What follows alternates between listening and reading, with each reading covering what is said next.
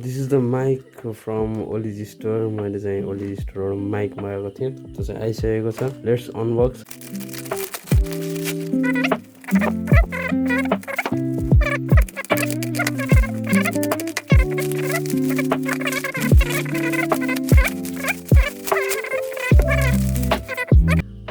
यहाँबाट चाहिँ हामीले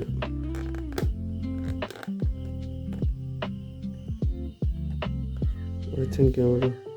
ओ सरी त्यहाँ यहाँ चाहिँ यस्तो फिलअप गर्नुपर्ने रहेछ, अनि यहाँबाट चाहिँ निकाल्नु रहेछ। अनि चाहिँ यहाँ चाहिँ पेपर वर्क छ, वी हियर फर यु भनेर लेखेको छ। अनि चाहिँ यहाँबाट चाहिँ हामीलाई फिलअप गरौँ, निकालौँ। अनि यहाँ चाहिँ पेपर वर्क छ, त्यो चाहिँ कसो पनि पर्दैन, म चाहिँ हेर्छु होइन। यो चाहिँ उस छ, अनि चाहिँ यहाँबाट कसरी युज गर्ने यहाँ देखाएको छ, यो चाहिँ अहिले हेरिन्छ। अनि लेट्स गेट इन टच भनेको छ। अनि यहाँ चाहिँ यस्तो छ, ल्यान्ड गरेको छ, केही परेन। यहाँ चाहिँ यस्तो छ, अनि यो चाहिँ यता राखिदिउँ, यसलाई नि साइड लगाइदिउँ। अनि यहाँ चाहिँ छ माइक इटसेल्फ, यो चाहिँ अहिले हेर्छौँ। अनि यहाँ अरू के आउँछ हेरौँ। यो यस्तो आउँदो रहेछ एउटा, अनि यहाँ चाहिँ यो पाउच आउँदो रहेछ। पाउचमा चाहिँ यसलाई यो बक्स पनि हटाइदिउँ। चाहिँ यहाँ पाउचमा के छ हेरौँ। पाउचमा आउँछ एउटा यो माथि राख्ने होस्, यो माथि राख्ने होला। अनि यहाँ चार्जर छ, यो चाहिँ नलाओस्, किरासिरा नलाओस् भनेर आएको छ। अनि चाहिँ यहाँ छ अर्को, यहाँ चाहिँ type C to type A to type C cable छ।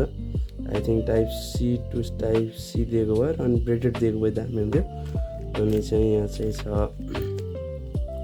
हजुरहरूको माइकको उस माथि लाउने, यसलाई यता राखिदिउँ, यस्तो गरौँ। यो पनि त्यही हो, यसलाई ननिकालौँ, यसलाई इस्लाम, यसलाई साइड लगाइदिउँ। अब यसलाई माइकलाई निकालौँ, यसमा अरू केही छैन, पाउच हो, पाउच दामी छ। त्यस चाहिँ माइकको पालो, this is the mic we are order from Oli store.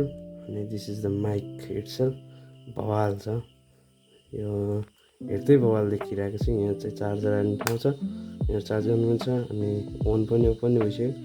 र यो एउटा माइक म्याग्नेटिक, यो म्याग्नेटिक छ, यो पनि म्याग्नेटिक छ, अनि यो पनि छ यसमा। यो चाहिँ उसको यो चार्जर भयो। यहाँ चाहिँ पिलअप गर्नु पर्दो रहेछ, यो पिलअप पनि भयो। अनि अर्को यहाँ छ, यसलाई पनि पिलअप गरौँ। र यहाँ छ म्याग्नेटिक, बहुत खतरा म्याग्नेट छ यसमा, अनि बहुत खतरा म्याग्नेट छ होइन। अनि चाहिँ यो दुईवटा छ, दुईवटा आफै चुकिन्छ। यहाँ चाहिँ राखेको, यहाँ चार्ज हुँदैछ। यो यसमा यहाँ राखिसकेपछि यो चार्ज हुँदैछ। राख्नु पनि सिम्पल छ, अब सट्टै यहाँ राख्नेबित्ति आफै अडिन्छ। अनि यसलाई चाहिँ एकछिन परौँ, चार्ज गरिदिउँ एकछिन। यो छ, यो चाहिँ अब यहाँ थिचिरहेपछि चाहिँ यहाँ बोल्छ, यसलाई चाहिँ यहाँ जोडौँ पहिला हामी चाहिँ।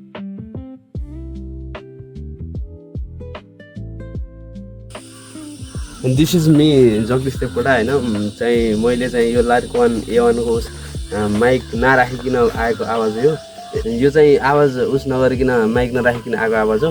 आवाज चाहिँ कस्तो आउँछ भनेर अब चाहिँ यसमा देखाउँछु। यहाँ चाहिँ माइक कनेक्ट पनि भइसक्यो, यहाँ देख्न सक्नुहुन्छ, यहाँ कनेक्ट भइसक्यो। Hello everyone, this is me Jagdish Devkota testing the Lark A1 mic. म आज भर्खरै किनेर लिएर आएको छु यो माइक। आज भर्खरै 2-3 दिन अगाडि डेलिभर गरेको थिएँ। सर्ट्स पनि हेर्न सक्नुहुन्छ तपाईँले। यो चाहिँ यस्तो आवाज आइरहेको। अब चाहिँ यहाँ नोइज क्यान्सलेसन एकचोटि ट्याप गर्नुहोस् न, हरियो बोलेको देख्न सक्नुहुन्छ। हरियो बोलिसकेपछि चाहिँ यहाँ चाहिँ यस्तो नोइज आएको थियो भने पनि हटिसक्यो, मेरो मात्रै आवाज आउँछ होइन। अब चाहिँ म यसलाई चाहिँ पफ लगाएर चेक गर्छु। अनि चाहिँ यहाँ मसँग पफ छ होइन, यहाँ चाहिँ मैले राखेँ पफ। यो चाहिँ यस्तो गर्ने बित्तिकै मिल्दो रहेछ। अनि दिस इज पफ लगाएर चाहिँ अलिकति केही क्लियर आउँछ होला। अनि चाहिँ मसँग चाहिँ यो छ उस।